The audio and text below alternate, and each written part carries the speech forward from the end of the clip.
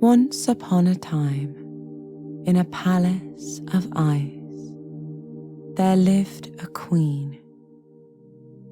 She had hair as white as snow, and a dress made of moonlight.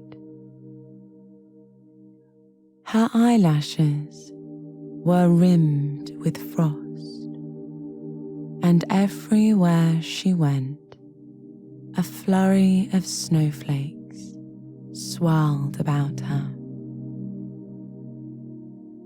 Few had ever seen her palace, which was tucked away in the northern lands, at the edge of a frigid glacier.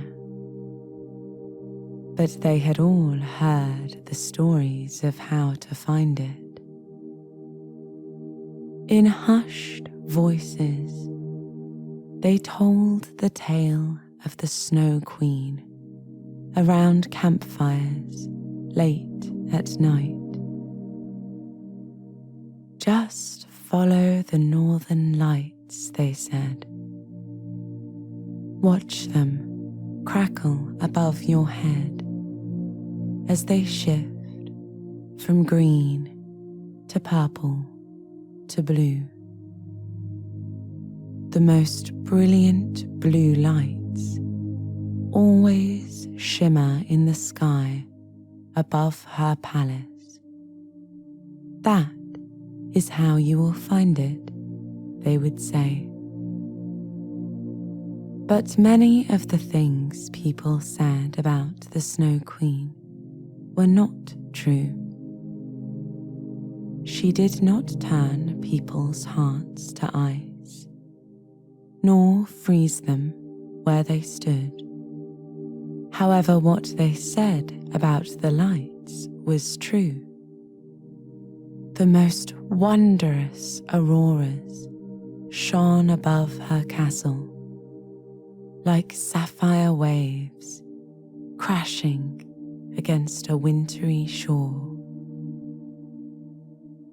At night, she liked to walk outside in her courtyard and look into the sky.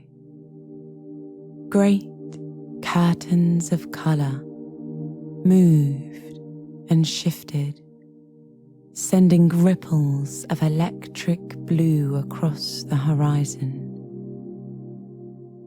They reflected in her icy eyes as snowflakes flurried around her. Most of the time, the Snow Queen was content to stay in her palace, nestled in its Arctic landscape. Just as the tropical beaches were warm, the north was cold. Her presence there did not shift the balance, but every year, at the end of autumn, just as the leaves were falling from the trees, the Snow Queen made her journey around the earth in her crystal sleigh. She flew across the jet-black sky, with stars twinkling overhead. She glided down winter trails and walked the path of the highest mountains, leaving the ground frozen behind her. Down below, people could see when the Snow Queen had visited their lands. They knew winter was on its way when they saw her blanket of frost laying gently across their highest peaks. There are cold days ahead, they'd say, lighting their campfires and preparing for snow. she enjoyed her time in the southern lands. She walked through villages and towns and smiled as children had snowball fights in the squares. Sometimes she would stand near the window of a cottage and watch families pile logs in the fireplace and gather together over a hot meal. As she looked in, her breath would touch the windows, and before long, they too would be covered in a fine layer of frost. The Snow Queen longed for an evening by the fire, but more than anything, she longed for people to share it with. It was a solitary life, being the bringer of winter, and after so many years, she found that she was lonely. But she was also shy. There were moments when someone would gaze out the window of their home, just as she was peering in. One such time, it was the face of a young man who looked back. He did not smile or wave.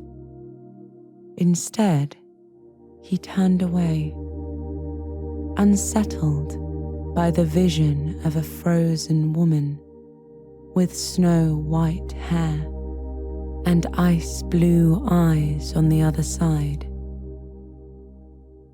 He, too, had heard stories of the Snow Queen and did not want to find out if they were true. And so, she stayed in her palace or walked the land alone. She avoided windows if she could and crept through the streets under the cover of darkness. That is why people often awoke to find a fresh layer of snow in the morning, having fallen the night before from heavy skies.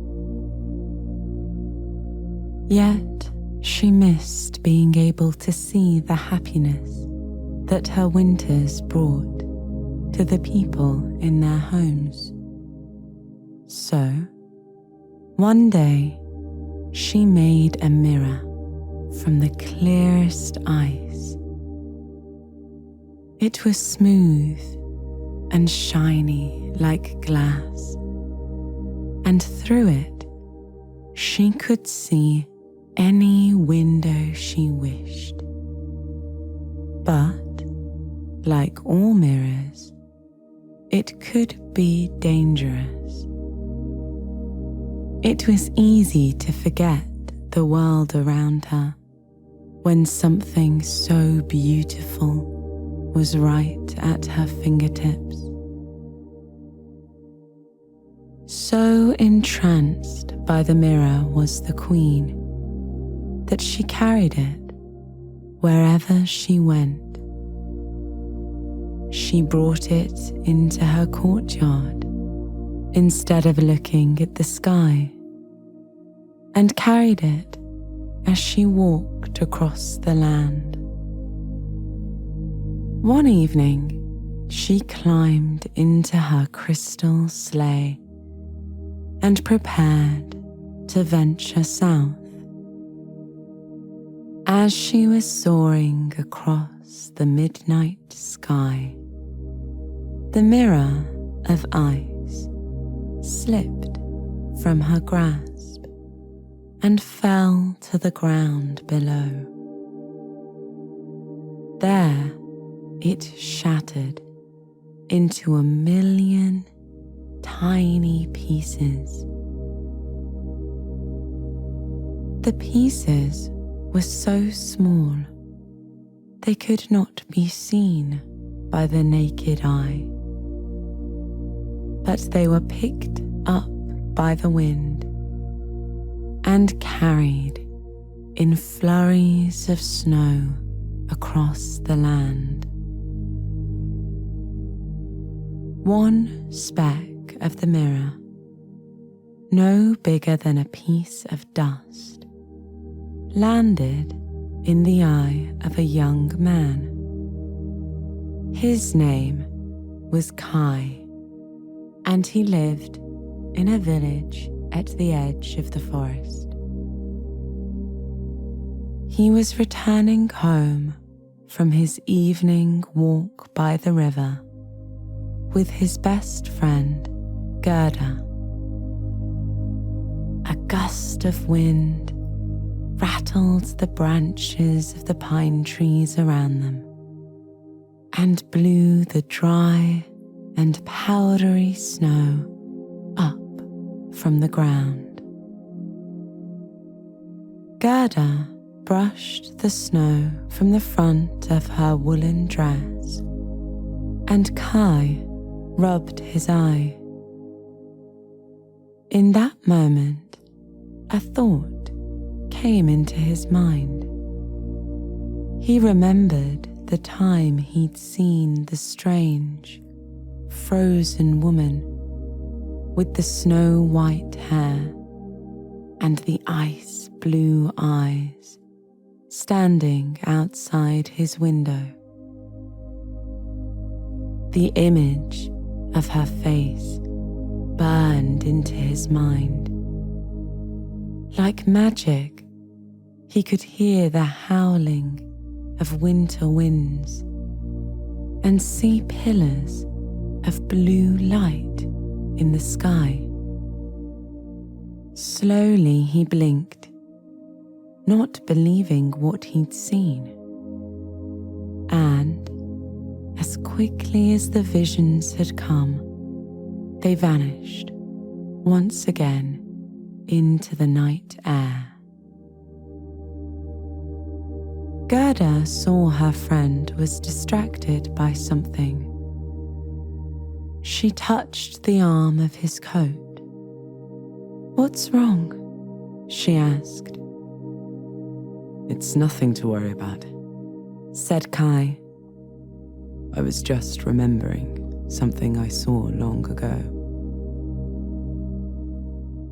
When they reached Gerda's house, the friends said goodnight and parted ways.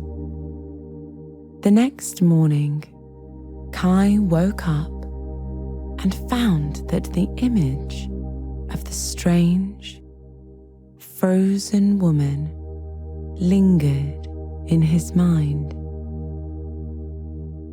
He got dressed and prepared to do his chores.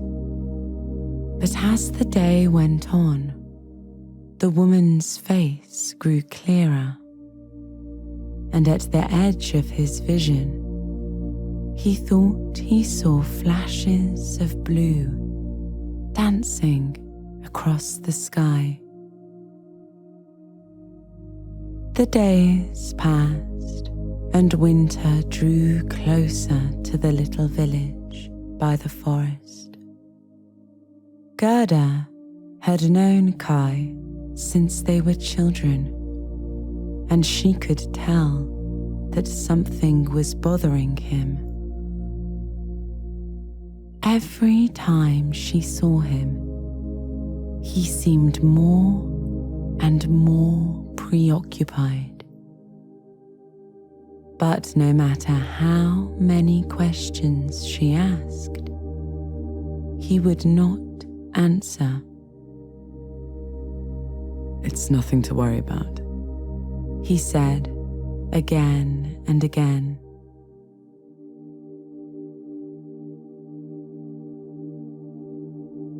One day, Kai and Gerda were walking together by the river.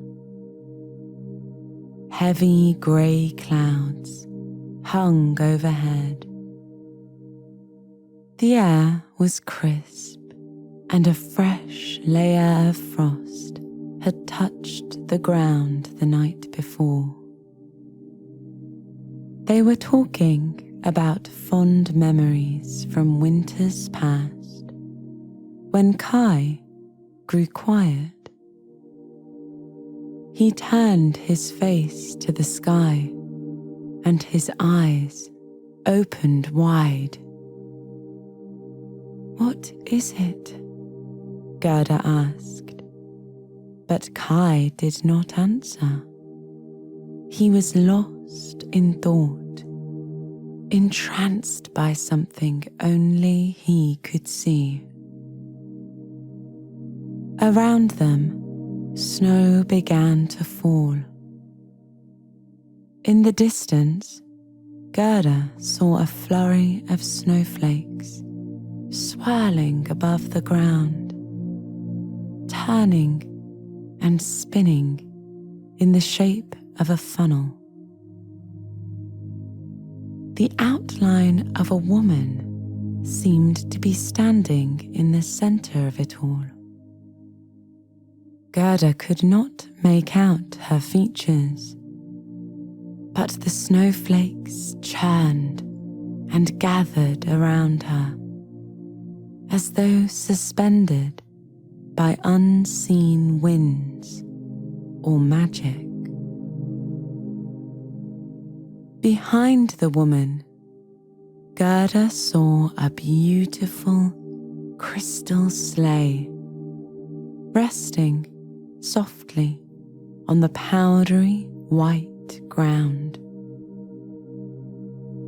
The woman stepped into the sleigh as the snowflakes billowed around her like a veil. Though it had no horse pulling it forward, it made an arc as it turned to leave. Before Gerda realized what was happening, Kai began to run. He followed the sleigh as it disappeared into the forest. Gerda called for him to come back, but Kai could not hear her. He ran faster and faster until he was out of sight. Kai felt the wind whip around his face as he ran. "Wait," he called to the woman on the sleigh. "Please, wait." It began to slow up ahead. When he reached it, he recognized the frozen woman with the icy blue eyes and snow-white hair. "You're the one I saw outside my window all those years ago," he said. "And now I see you in my dreams. Please, let me come with you." The Snow Queen realized what had happened.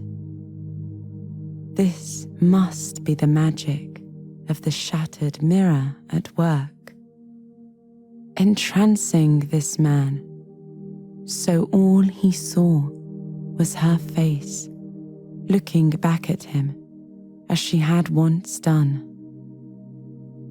She shook her head. "You cannot come with me," she said. "My palace is no place for ordinary people.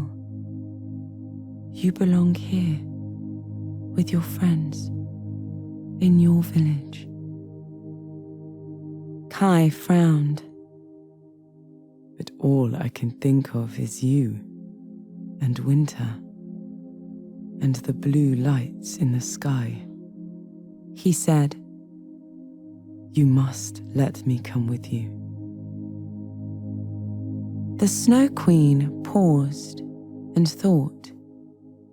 She couldn't leave this man out here on his own, so deep in the forest. She had a warm blanket on the seat beside her, though, and because of her mistake, she felt he was now her responsibility.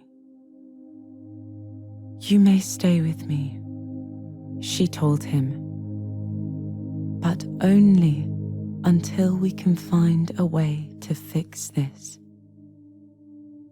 Kai stepped into the sleigh, and the Snow Queen wrapped the blanket around his shoulders. She had made the mirror from the ice at her palace. Perhaps she could find a solution there. With a flick of her hand, the sleigh jumped into the air. Higher and higher it soared, until it floated above the clouds in the sky. They headed north. Kai watched the forest fly past below them. They soared over mountain tops and the frigid expanse of frozen tundra. They flew as day turned to night. Around them, magnificent waves of color rippled across the dark sky as the stars glittered overhead. Back at home, Gerda sat on her bed with her head in her hands. Kai was gone, and Gerda believed she knew who was responsible. Like him, she had grown up hearing the tales of the Snow Queen, the woman whose touch could turn a heart cold and leave a person frozen where they stood. It was said she travelled on a crystal sleigh and could be seen in the places the snowflakes gathered. When a window frosted from the corners inward, that was the breath of the Snow Queen as she stood outside, watching and waiting. Now, Kai was with her. Most likely she had taken him to her icy palace in the northern lands. Gerda sat up straight, a determined look upon her face. It was up to her to rescue him. She packed a bag with warm clothes and food. She made a thermos of hot tea and pulled her snowshoes down from the wall. Gerda spun a length of twine around her skis and fastened them across her back, one over the other.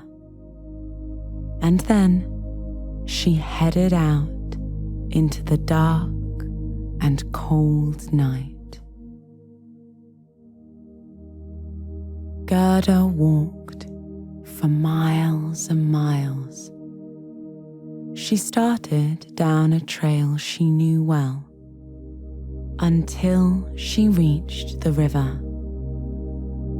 She followed it by moonlight along its twists and turns until the morning sun began to glow on the horizon. Up ahead, she saw a shimmering in the air. like a veil of golden lace pulled across her view. How strange, Gerda thought. She walked up to the mirage and watched as it sparkled in the dim light. She reached out her hand and, finding no barrier to keep her from passing, walked through it. On the other side, Gerda found herself in a paradise of summer. There was no snow upon the ground and no icicles hanging from the trees. Butterflies hovered over flowers, bursting with nectar, and birds chittered happily from their perches. The same river flowed through this magical place, but here it shined a warm gold and burbled slowly like a lazy stream. Gerda kneeled beside it and cupped her hands into the water. She took a sip and then another, feeling refreshed as it trickled down her throat. She set down her pack and took her skis off her back. She slipped off the snowshoes and leaned them against a moss-covered rock. She unfurled her blanket and laid down on the ground. "I'll just rest here a while," she told the birds, "until I feel strong enough to continue." She didn't know how long she slept. The sun rose and set, but Gerda did not stir. When she finally awoke, she thought that only a few hours had gone by. She stayed one day, and then one more. Time seemed to move differently in this paradise, she thought. Days turned to night, and then nights turned to day, and soon Gerda had almost forgotten why she'd come here. In the back of her mind, she remembered something about a young man and a queen, but they were more like hazy memories now. Gerda was sipping from the stream when she heard a loud caw from above. She saw a raven sitting on a branch.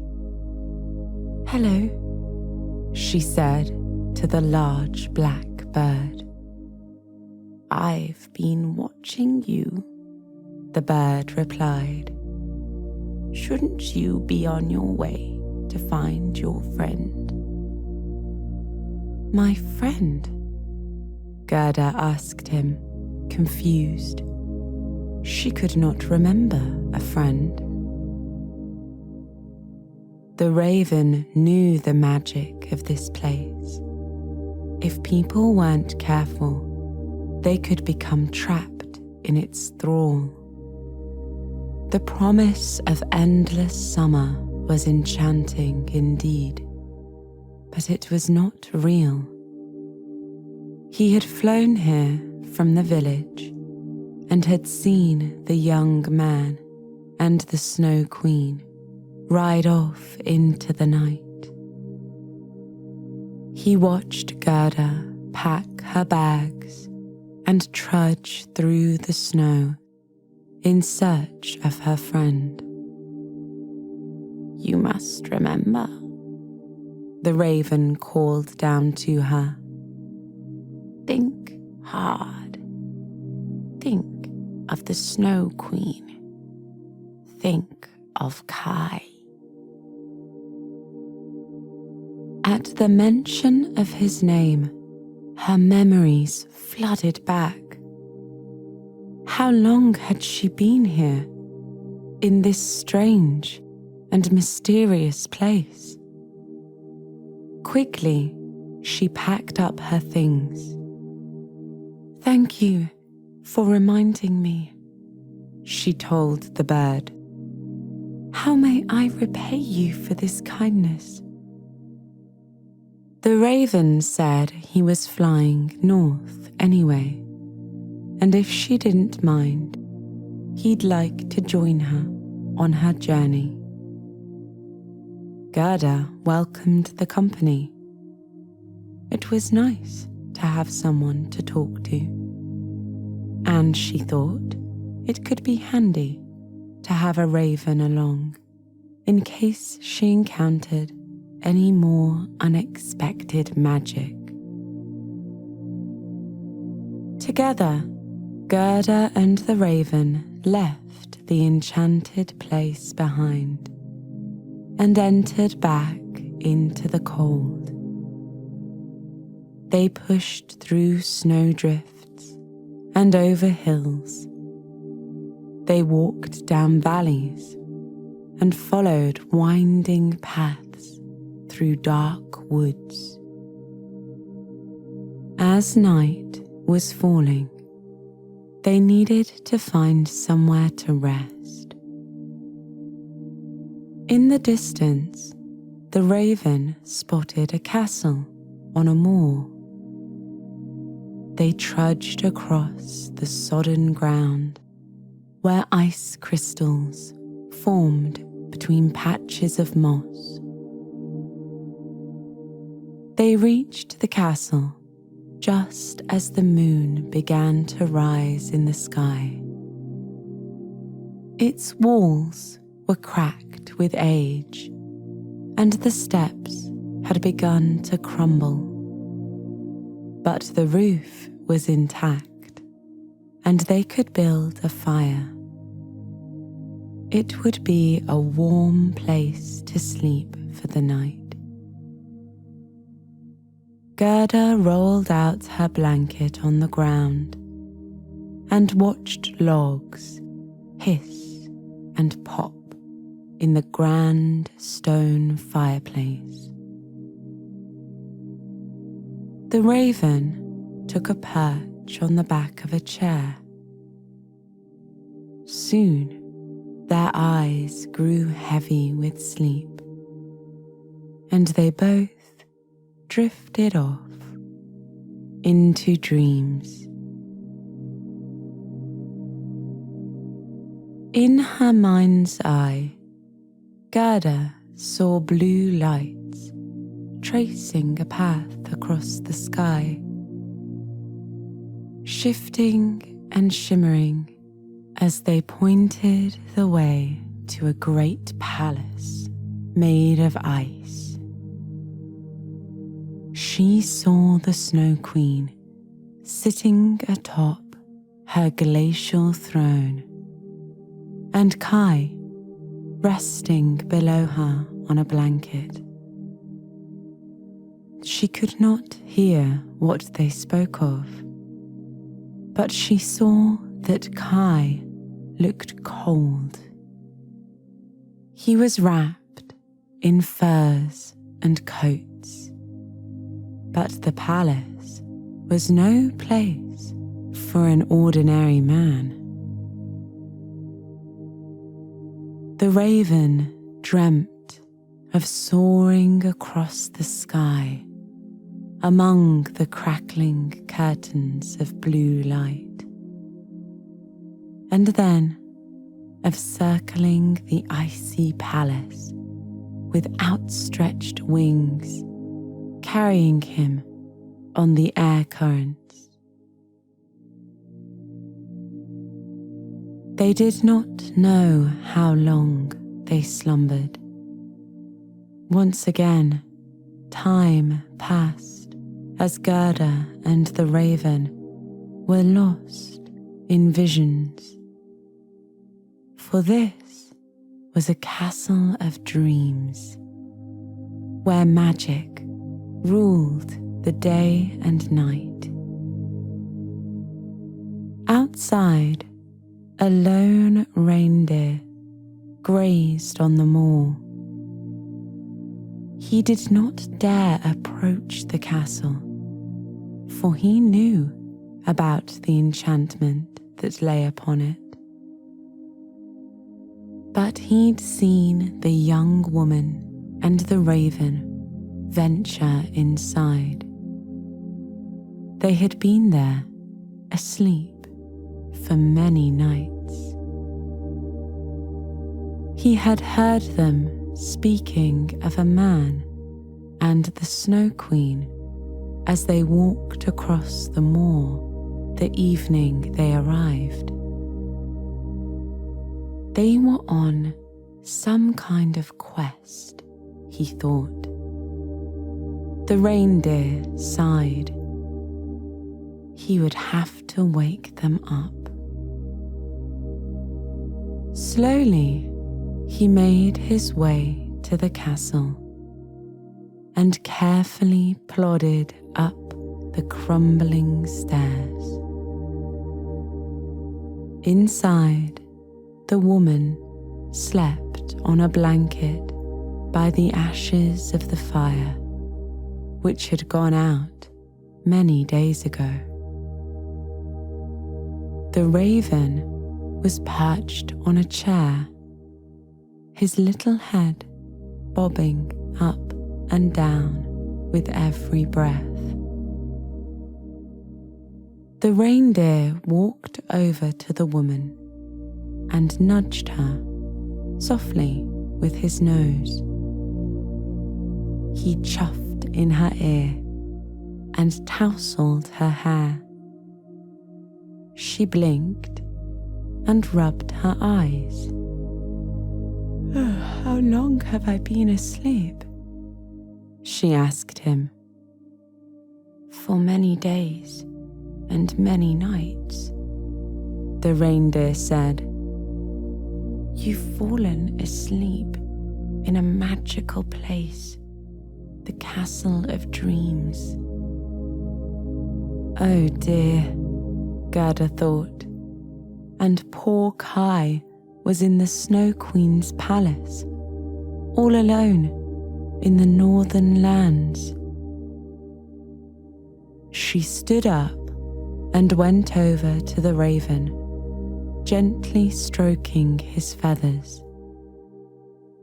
He cawed as he awoke. "Thank you for saving us from this castle of dreams," he said to the reindeer. "How can we ever repay you?" But the reindeer wanted nothing in return. He was already heading north and only asked if he might accompany them on their journey. They welcomed him warmly. It was always better to have more friends. Together, the three left the enchanted castle behind. They wandered over the frozen ground and up the peaks of the highest mountains, and then they descended once again into valleys filled with snow. They walked further and further north until the ground grew flatter and the sky stretched across the horizon. Here, the midday light was only a faded pastel pink with wisps of peach and lilac. The sun no longer peaked above the horizon. They travelled even farther north, to a place where twilight graced the skies for just minutes every day.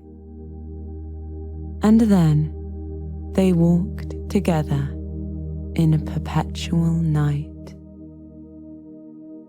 The land glowed brightly beneath the moon and stars. Fierce streaks of green and purple cascaded across the depths of the sky. It was more beautiful here than anywhere Gerda had ever seen. She gazed, awestruck, at the open sky. But for the raven and the reindeer, the sight was more familiar. They were both heading north because this was their home. When they grew tired of walking, they slept where they could. Sometimes they would find a rocky cove to lay down in, or spend a night in a kindly stranger's barn. This night, they came upon a little hut at the edge of a long, jagged glacier. They would brave that journey in the morning. Gerda knocked on the door, and an old woman answered. "Come in, she told the three. "Make yourself at home." A second woman heated water in a kettle over a modest fire. She asked what brought them so far north in the coldest month of the year. Gerda told her they were trying to find the Snow Queen's palace. The woman nodded. It was not far from here, just across the glacier. But, she warned, the path was even colder than any they'd taken so far. "It's not a place for ordinary people," the old woman told Gerda. The reindeer considered her words. He was no ordinary person, but a creature of this vast and frozen land. How many times had he crossed the tundra beneath the light of the winter moon? "I will carry you there," he said. "You will be safe and warm if you ride upon my back." Gerda nodded. It was a good plan. "You will stay with us tonight and then leave first thing in the morning," the old woman said. She prepared some straw in the corner for the reindeer. Gerda laid her blanket out beside him. The raven perched on the back of a chair. Soon the others fell asleep. But the raven stayed up and whispered quietly with the two women until morning. The next day, the little group left the hut. The women wished them well and gave them a final piece of advice. "Follow the northern lights until they glow sapphire in the sky above," they said. "There you'll find the palace of the Snow Queen. Gerda climbed up onto the reindeer's shaggy back. His fur was warm, and the ride was smooth. The raven perched on her shoulder, and together they crossed the long and craggy glacier. Above their heads, the streaks of green and purple began to fade. In their place, great waves of blue crashed against the velvet sky. In the distance, they saw the palace made of ice. The reindeer carried Gerda up the frozen steps and into the hall. The walls were clear and glassy, frigid to the touch. The floor was a foggy grey, but the same deep cold as the rest of the castle. And there, in the middle of the great hall, stood the Snow Queen's throne. She sat upon it with her icy blue eyes and hair the colour of snow. Kai lay on a pile of warm blankets below her. His eyes were closed. Gerda hopped off the reindeer's back and ran to her friend, brushing her fingertips against his cheek. His skin was cool to the touch. The Queen told Gerda about her visits to the southern lands, about looking in the windows of the village at the happy families within. She told her about the mirror of ice and how it had fallen from her sleigh and shattered into 1,000,000 tiny pieces,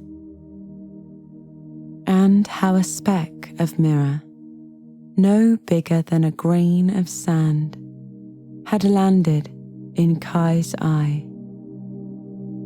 Now all he could see was winter and snow. "I have only tried to save him," said the Snow Queen, "but I do not have the magic of friendship, which is the strongest of all." Gerda looked down at Kai. He was her dearest friend in all the world. She had no magic that she knew of, but she did have love.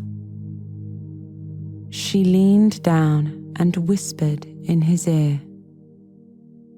"Wake up, Kai," she said. "It's time to come home." As she spoke, his eyelids fluttered open. After missing it for so long, the warmth of her voice had melted the speck of icy mirror. Kai looked up, and instead of seeing the Snow Queen's face, he saw Gerda, and his heart was filled with joy. He stood up and took her hand, thanking her dearly.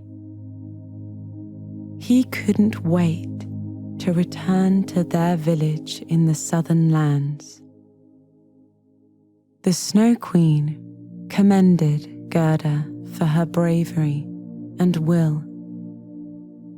This was no casual trek for an ordinary person. She would miss Kai's companionship, she said, but she was happy they would be returning home where they were safe. Gerda looked back at her new friends. The raven was perched on the reindeer's shoulder and whispered in his ear. He nodded. "We have decided to stay," the reindeer said. After all, they were creatures of this land, and everyone, even a snow queen, needed friends. She invited them to stay with her in the palace, and they gladly accepted.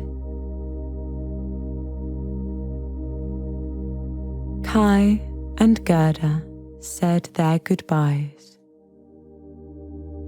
The Snow Queen, the raven, and the reindeer went out into the courtyard to watch the pair leave, hand in hand, for the south.